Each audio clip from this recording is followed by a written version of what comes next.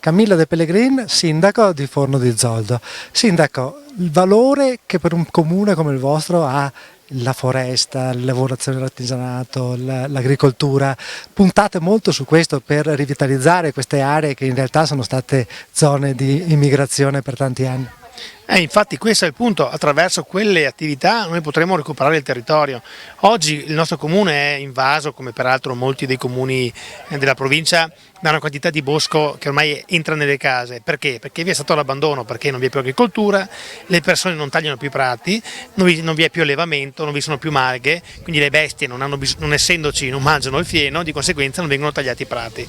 Per cui soltanto attraverso il recupero di queste attività noi recuperiamo il territorio, quindi recuperiamo la vita in montagna che lentamente lo si legge insomma, dappertutto, lo si vede, lentamente sta sparendo, quindi l'agricoltura, la lavorazione del legno, quindi tutto ciò che è collegato ai prodotti che la natura qui offre, pensiamo ai lotti boschivi, la cura del bosco, le strade silvopastorali, sono tutti aspetti che rendono vitale la montagna e permettono a chi la vive di viverci.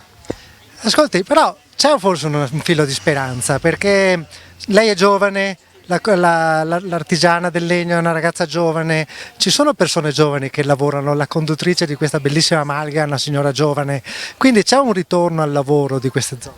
Sì, io non sarò sindaco a vita naturalmente, però è evidente che c'è una riscoperta di alcuni valori legati appunto a un certo tipo di vita. Bisogna cambiare stile di vita, bisogna immaginare una vita diversa da quella che magari è quella di città, cercare il benessere, la tranquillità in una forma diversa, e la montagna, in particolare la nostra montagna, che poi non è una montagna temeraria, incredibile, irraggiungibile. Noi siamo un comune che gravita sui 900 e 1200 metri ed è quindi è stato definito da un presidente emerito del CAI, Annibale Salsa, la terra di mezzo, perché proprio la terra di mezzo, cioè non è né pianura né montagna vera, diciamo legata anche a un'altitudine che non permette ad esempio agli anziani di stare bene. 1000 metri è un'altitudine che anche a livello circolatorio insomma, offre delle belle possibilità e un comfort nel vivere.